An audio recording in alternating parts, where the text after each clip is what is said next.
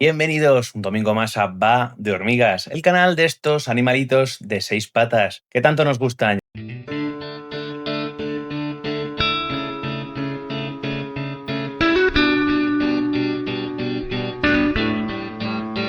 Llevamos un tiempo sin subir un vídeo y hoy os traigo algo muy especial. Un vídeo un poquito diferente a lo habitual porque acabo de volver del Taxomara 2026, 20º Congreso Ibérico de Mirmecología que organiza la AIM, la Asociación Ibérica de Mirmecología, de la que, soy socio. Me apetecía muchísimo sentarme un ratito con vosotros para contaros qué se ha presentado este año y sobre todo cuál es la sensación con la que he vuelto a casa, porque una cosa es leer los resúmenes y otra muy distinta es estar allí, escuchar a los propios investigadores e investigadoras, explicar su trabajo, poder hacerles preguntas durante los descansos y compartir conversaciones con gente que lleva toda su vida estudiando hormigas. Para quien no conozca Taxomara, podemos decir que el evento más importante que organiza la AIM, y es probablemente uno de los principales puntos de encuentro para todos los que disfrutamos estudiando hormigas, ya seamos investigadores profesionales, estudiantes, divulgadores o simplemente aficionados. El congreso se estructura en 3 jornadas que son muy diferentes entre sí.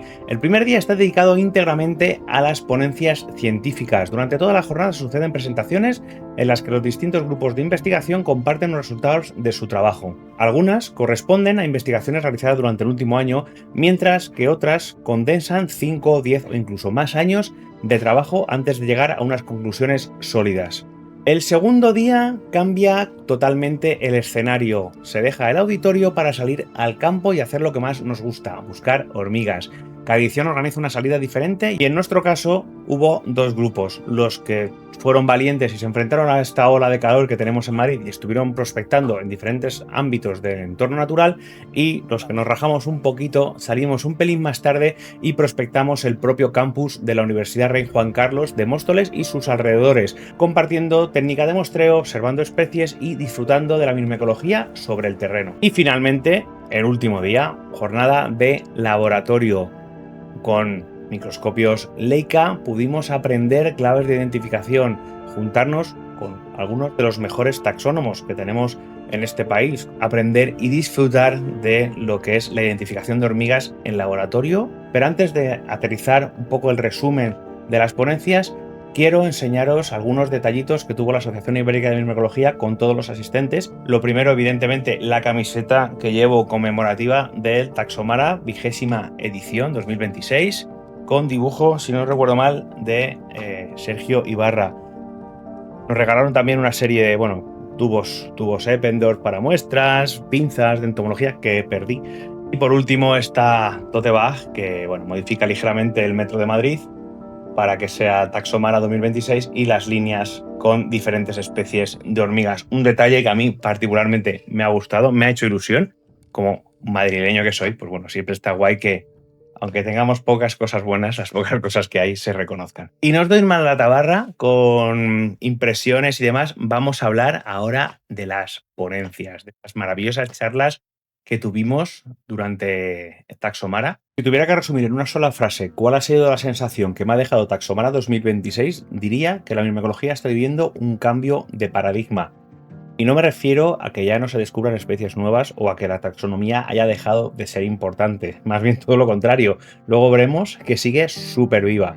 Lo que ha cambiado es la forma en la que utilizamos a las hormigas para hacer ciencia. Hace unas décadas era habitual que gran parte de la investigación se centrara en responder preguntas como ¿dónde vive esta especie?, ¿cómo podemos diferenciarla de otra?, ¿cuál es su distribución o su ecología? Eran preguntas fundamentales porque sin conocer las especies es imposible avanzar. Creo que no podía haber una mejor forma de abrir el congreso que con una conferencia plenaria. Esta conferencia inaugural corrió a cargo de Iago San Martín Villar de la Universidad de León bajo el título La neuroetología como herramienta para comprender invasiones. Y es que fijaos en el propio título, ya no estamos hablando únicamente de especies invasoras, estamos hablando de neuroetología, es decir, intentar comprender cómo reacciona el sistema nervioso de un animal para explicar su comportamiento. Y es que la pregunta que plantea el estudio me pareció absolutamente fascinante. Cuando pensamos en invasora, solemos hablar de su capacidad para colonizar nuevos territorios, de la ausencia de depredadores o del enorme tamaño de sus colonias. Pero el equipo de Iago San Martín ha ido un paso más allá. Se preguntó si parte de ese éxito podría estar relacionado con el propio cerebro de las hormigas. En concreto, compararon la conocidísima hormiga argentina, la Linepitema humile, una de las especies invasoras más exitosas del planeta, con nuestra Tapinoma erraticum, una especie autóctona de la península ibérica, y que también tiene muchísima presencia en la península, dicho sea de paso.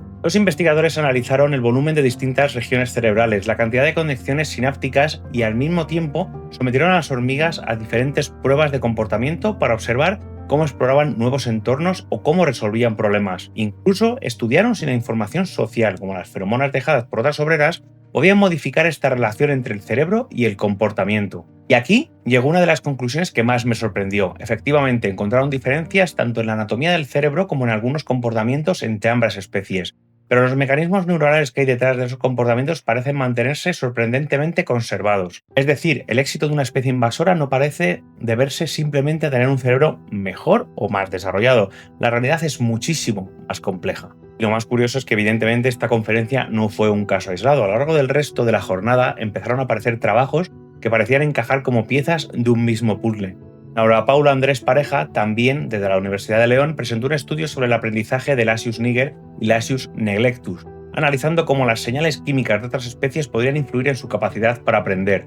Poco después, Paula Centeno Medina nos mostró cómo el estrés puede transmitirse entre individuos y al mismo tiempo cómo la propia colonia actúa como un mecanismo capaz de amortiguarlo. 3 investigaciones muy diferentes, 3 preguntas completamente distintas, pero todas ellas compartiendo una misma idea: comprender cómo piensan, cómo aprenden y cómo se organizan las sociedades de hormigas para entender mejor la biología de los insectos sociales.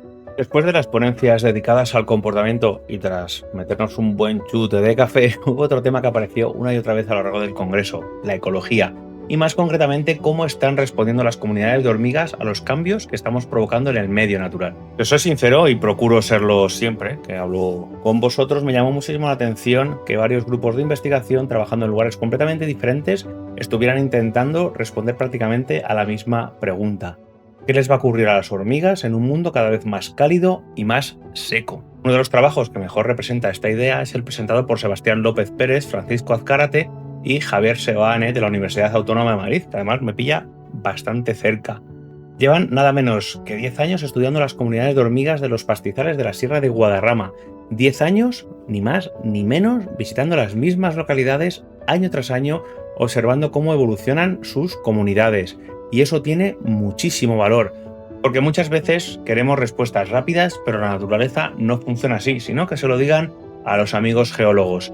Para entender realmente cómo responde un ecosistema al cambio climático hacen falta series de datos muy largas. Y precisamente gracias a ese enorme esfuerzo han podido comprobar que aunque las comunidades mantienen una estructura bastante estable, empiezan a detectarse pequeños cambios o desplazamientos que podrían ser el inicio de una reorganización causada por el calentamiento climático. Esta misma preocupación aparecía también en una investigación liderada por Juan Pascual Gil y sus colaboradores, aunque esta vez viajando hasta Brasil. Allí estudiaron algo de lo que apenas sabemos nada: las comunidades de hormigas que viven bajo tierra en la región semiárida de la Caatinga. Y sus resultados preliminares apuntan a que cuanto más seco es el ambiente, menor es la presencia y la diversidad de hormigas subterráneas. Curioso, porque siempre hablamos de las hormigas que vemos caminando sobre el suelo, pero bajo nuestros pies existe todo un mundo del que todavía conocemos muy poco. También me llamó mucho la atención el trabajo presentado por Javier López Ballesta y sus compañeros de la Universidad de Murcia sobre Cataglyphis ibérica. Todos conocemos a las hormigas del género Cataglyphis por su extraordinaria adaptación a ambientes extremadamente cálidos y secos. Pero este estudio no se limitó únicamente a describir dónde viven. También intentó comprender qué necesita realmente una reina para fundar una colonia con éxito. Y una de las conclusiones más interesantes fue comprobar que la fundación completamente independiente parece ser muy difícil en esta especie, llegando prácticamente a un 100% de mortalidad en las reinas, mientras que la ayuda de un pequeño grupo de obreras incrementa enormemente sus posibilidades de supervivencia, siendo estas mayores cuanto más obreras acompañan a la reina en su fundación. Pero si hay algo que nunca puede fallar en un congreso de microecología es la taxonomía, porque por mucho que hablemos de comportamiento, cambio climático o neurociencia, todo empieza exactamente en el mismo sitio, y es saber qué especie tenemos delante. Y es algo de lo que particularmente peco bastante. Soy un taxónomo terriblemente malo. Y puede parecer mentira, pero en pleno año 2026 seguimos descubriendo hormigas nuevas. No en una selva perdida del Amazonas, no en una isla remota del Pacífico, aquí, precisamente en la península ibérica. Uno de los trabajos que más expectación me causó fue el presentado por Joaquín Reyes López, Francisco Jiménez Carmona y Ahmed Taheri, en el que dieron a conocer una nueva especie de Camponotus, perteneciente al subgénero Myrmentoma, asociada a eucaliptales del sur de la península. Lo interesante es que esta hormiga llevaba 10 años observándose en diferentes localidades de Córdoba. Exteriormente recuerda a otras especies del mismo grupo y durante mucho tiempo pasó prácticamente desapercibida, pero al combinar estudios morfológicos con análisis genéticos todo apunta a que estamos ante una especie diferente. Eso sí, todavía queda una pregunta muy interesante por resolver. ¿Es una especie que llevaba aquí miles de años sin que nos diéramos cuenta o se trata de una llegada relativamente reciente desde el norte de África? Esa es precisamente una de las cuestiones que ahora tendrán que seguir investigando. Muy relacionada con esta idea estuvo también la comunicación presentada por Amonio David Cuesta Segura, Fede García y Xavier Espadaler. En ella anunciaron la incorporación de dos nuevas especies nativas para la fauna ibérica. Por un lado, la Plagiolepis ampeloni, una diminuta hormiga parásita muy poco frecuente en Europa, y por otro, una nueva especie de complejo Catagriphis cursor, que hasta ahora había pasado desapercibida al confundirse con otras especies muy parecidas.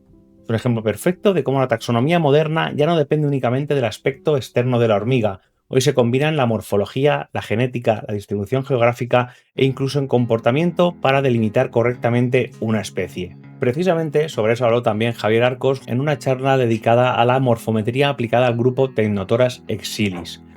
Y hubo un concepto que me pareció especialmente interesante, cuando el color engaña, porque muchas veces damos por hecho que dos hormigas son distintas porque tienen colores diferentes o justo al contrario, pensamos que son la misma especie porque tienen prácticamente el mismo aspecto. Sin embargo, cuando empiezas a medir con precisión distintas partes del cuerpo y analizas esos datos estadísticamente, aparecen diferencias que a simple vista son completamente invisibles. Es fascinante pensar que todavía existen especies esperando a ser descubiertas simplemente porque hasta ahora nadie se había parado a mirar con el suficiente detalle. Y quisiera terminar este bloque con una iniciativa que personalmente me hace muchísima ilusión, entre otras cosas porque hemos participado en ella, porque demuestra que la microecología no es solo cosas de laboratorios y universidades. Me refiero, como ya os habréis imaginado, al proyecto de Ant Hunters. Su objetivo era tan sencillo como ambicioso: conseguir que cualquier persona pudiese colaborar en el estudio de la biodiversidad de hormigas en España. Gracias a esa colaboración ya están obteniendo informaciones muy valiosas sobre la riqueza de especies, la presencia de endemismos o la detección temprana de especies invasoras. Y creo que este proyecto resume muy bien el espíritu del Taxomara, porque aquí conviven investigadores que llevan décadas describiendo especies nuevas para la ciencia con aficionados que simplemente disfrutan levantando una piedra para ver qué hormigas aparecen debajo.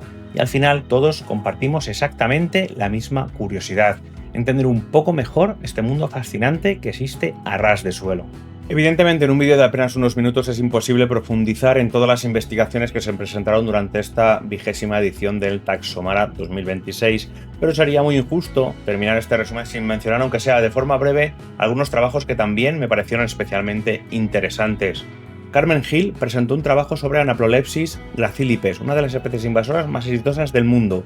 Su trabajo profundiza en cómo estas hormigas coordinan el transporte cooperativo de grandes presas y cómo esa extraordinaria coordinación puede convertirse en una importante ventaja competitiva frente a otras especies.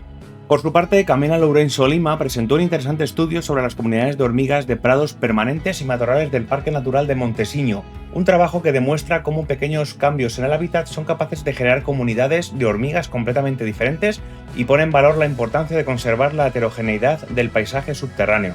María Villa presentó los primeros resultados del proyecto Asinifire, que estudia cómo el pastoreo dirigido con razas autóctonas de burros puede modificar las comunidades de hormigas y utilizarse como una herramienta para evaluar los efectos de este tipo de gestión del territorio sobre la biodiversidad y la prevención de incendios forestales.